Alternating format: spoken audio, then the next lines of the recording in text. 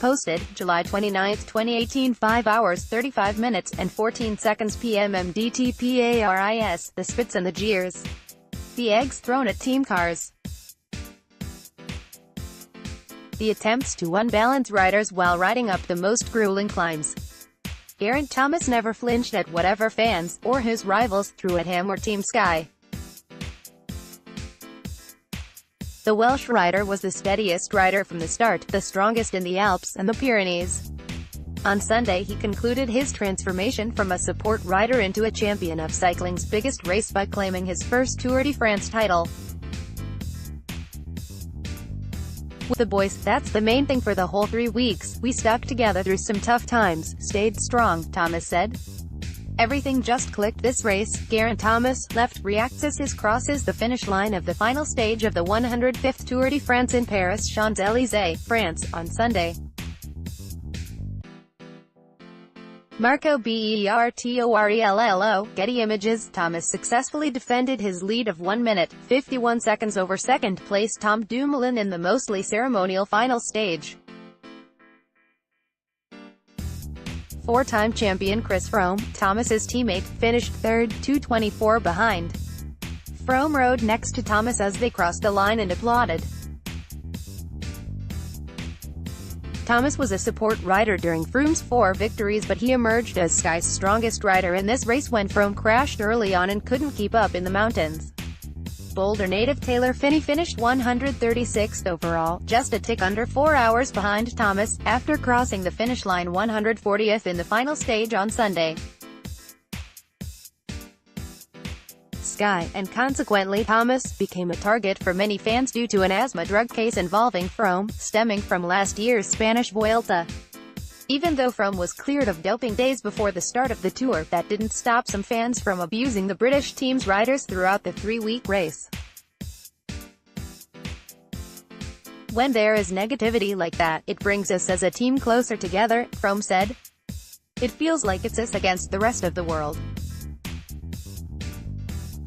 You can choose to let it get to you or you can choose to let it motivate you, and we let it motivate us. Thomas stormed into the lead by winning back-to-back mountain stages in the Alps, including the iconic climb up Alpe d'Huez, then defended his advantage in the Pyrenees. During the podium ceremony, Thomas draped the flag of Wales over his shoulders, then ended his victory speech with a mic drop. All I can say is that I do it the right way, Thomas said when asked about concerns of alleged doping within Sky. We train super hard and there's nothing I can say that will prove it. I've just got to keep doing what I'm doing. It will stand the test of time. An all-around rider who began his career on the track, the 32-year-old Thomas helped Britain to gold medals in team pursuit at the 2008 and 2012 Olympics before turning his full attention to road racing. I have my own goals and I kept doing what I'm doing and kept focused on that.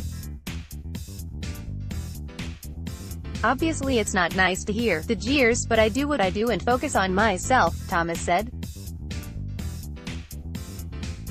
It's easy to get wrapped up in or get angry or depressed, but I stay in my own world, riding a yellow bicycle to match his yellow jersey. Thomas shared glasses of champagne with his teammates during the casual ride into Paris before buckling down to keep up with the other leaders on the jarring cobblestones of the Champs-Élysées. It's going to take a while to sink in, Thomas said. Normally that stage is really hard, but today I just seem to float around it. I had goosebumps going around there. The support from the Welsh-British flags. Ride around wearing this yellow jersey is a dream. Norwegian rider Alexander Kristoff with UAE Team Emirates won the last stage in a sprint finish, narrowly beating John Degenkolb and Arnaud Demer. I dreamed about this victory for many years, Kristoff said. I've been close many times before but never managed to beat the faster guys like Mark Cavendish, Andre Greipel, or Marcel Kittel, but today they're not here, they're out after the mountains, and today I was the fastest, so I'm super happy. The mostly flat 116-kilometer, 72-mile leg began in Hools just outside Paris and concluded with 9 laps up and down the Champs-Élysées. Many spectators along the Champs-Élysées held their arms high to record the riders on their smartphones as they went past on the cobblestones, and there were more cheers when 11 jets flew overhead leaving trails in the blue, white and red colors of the French flag. Street vendors sold chicken, sausages, waffles, cake and sweets, while the smell of crepes filled the air.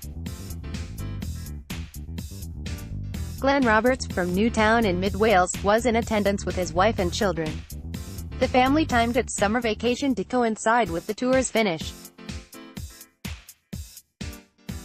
Thomas was in the yellow when we left Wales, but we didn't know if he was going to keep it. We thought Froome was going to win it, if I'm being honest, Roberts said. It's the best thing a Welshman has ever done in sport.